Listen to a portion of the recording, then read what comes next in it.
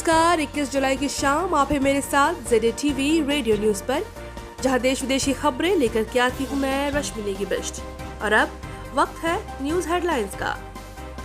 प्रधानमंत्री ने कहा, देश समन्वय, तकनीक और डाटा आधारित स्वास्थ्य देखभाल तंत्र की ओर बढ़ रहा है। देश में अब तक 7 लाख से अधिक लोग कोरोना संक्रमण से ठीक हुए। दिल्ली में पिछले 1 महीने के दौरान कल पहली बार कोरोना के 1000 से कम मामले दर्ज हुए। और केंद्रीय मानव संसाधन विकास मंत्री विद्यार्थियों को मनोवैज्ञानिक सहायता उपलब्ध कराने के लिए आज मनोदर्पण पहल का शुभारंभ करेंगे। बिहार में बाढ़ की स्थिति गंभीर, मौसम विभाग ने राज्य के विभिन्न हिस्सों में भारी वर्षा के लिए चेतावनी जारी की। और अमेरिका ने चीन पर म्यांमार की संप्रभुता को कम आंकने का आरोप लगाया। और अब खबरें विस्तार से। प्रधानमंत्री नरेंद्र मोदी ने भारत की आत्मनिर्भर राष्ट्र की परिकल्पना को साकार करने की दिशा में अग्रसर है।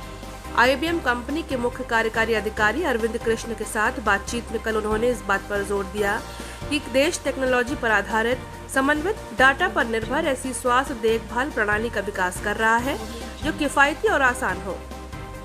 मोदी ने IBM के मुख्य कार्यकारी अधिकारी को बताया कि भारत में निवेश का यह सबसे अच्छा वक्त है।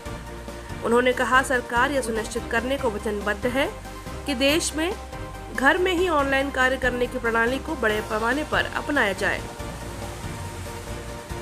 इसके लिए सरकार बुनियादी ढांचा, इलेक्ट्रॉनिक संपर्क और विनियामक तंत्र उपलब्ध कराने के लगातार प्रयास कर रही है ताकि टेक्नोलॉजी संबंधी बदलाव की प्रक्रिया सुचारू रूप से संपन्न हो सके।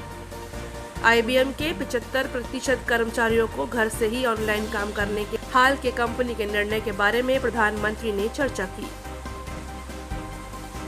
मोदी ने भारत के 200 स्कूल में CBSE की मदद से आर्टिफिशियल इंटेलिजेंस पाठ्यक्रम शुरू करने के लिए IBM की सराहना की। उन्होंने कहा कि सरकार बच्चों को शुरू से ही आर्टिफिशियल इंटेलिजेंस की मदद से सीखने की जानकारी देने की दिशा में कार्य कर रही है। IBM के CEO ने आत्मनिर्भर भारत की परिकल्पना पर विश्वास व्यक्त करते हुए भारत में बड़े पैमाने पर निवेश की अपनी कंपनी की योजनाओं से अवगत कराया। देश में अब तक 7 लाख से अधिक लोग कोरोना संक्रमण से ठीक हो चुके हैं। स्वस्थ होने वालों की दर बढ़कर 62.61% हो गई है। स्वास्थ्य मंत्रालय के अनुसार पिछले 24 घंटों में 22,664 लोग ठीक हो चुके हैं। देश में इस समय संक्रमण के 3,90,459 सक्रिय मामले हैं। स्वास्थ्य और परिवार कल्याण मंत्रालय ने बताया कि 24 घंटों के दौरान कोविड-19 संक्रमण के 40,425 नए मामले सामने आए हैं। वहीं संक्रमित लोगों की संख्या 11,18,043 हो गई है। यह भारत में इस संक्रमण के फैलने से लेकर अब तक के एक दिन में सामने आने वाले नए मामलों की सबसे अधिक संख्या है। देश में मृत्यु दर लगातार घट रही है और यह 2.45% रह गई है। दिल्ली में कल कोरोना के 1000 से कम मामले सामने आए। पिछले 1 महीने से ज्यादा समय में राजधानी में पॉजिटिव मामलों की यह सबसे कम संख्या है। पिछले 24 घंटों में शहर के कोरोना के कुल 954 मामलों की पुष्टि हुई है। इसके साथ ही कुल मामलों की संख्या बढ़कर 1,23,747 हो गई है। दिल्ली सरकार के अनुसार संक्रमित 1,04,918 लोग अब तक ठीक हो चुके हैं और पिछले 24 घंटों में 1,784 लोग ठीक हुए हैं।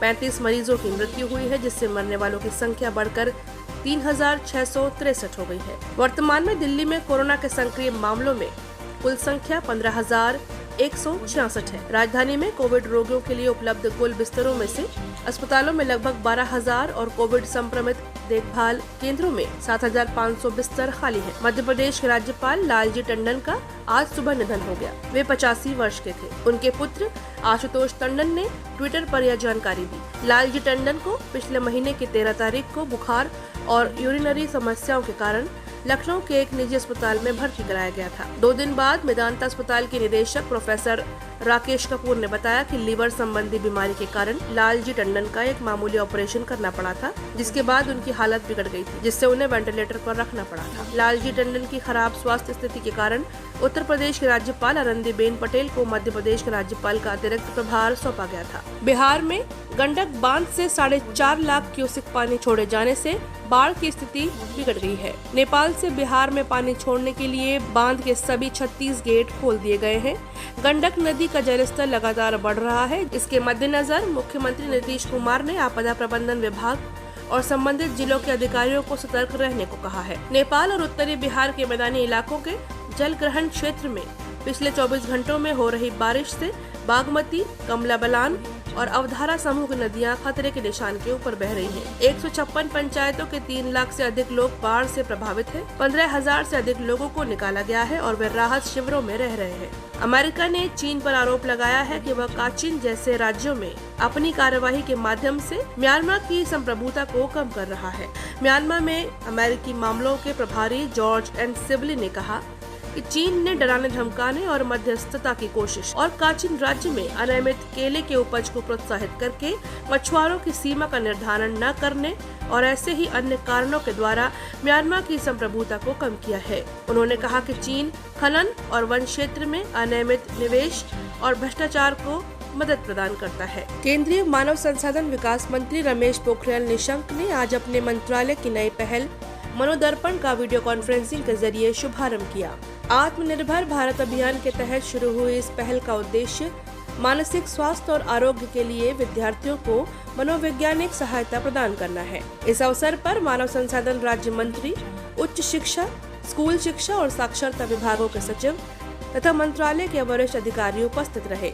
पोखरियाल ने बताया कि कोविड महामारी के दौरान उनके मंत्रालय ने शैक्षणिक गतिविधियां जारी रखने और विद्यार्थियों के मानसिक स्वास्थ्य पर ध्यान केंद्रित करने की आवश्यकता महसूस की है। इसलिए मंत्रालय ने मनोदर्पण के रूप में पहल की है, जिससे विद्यार्थियों को मानसिक आरोग्य संबंधी मदद दी जाए। और ये थे अब तक के मुख्य समाचार। हमारे YouTube चैनल से जुड़ने के लिए ZA TV को सब्सक्राइब करें और नए वीडियो सबसे पहले देखने के लिए नीचे दिए गए बेल बटन को प्रेस करना ना भूलें।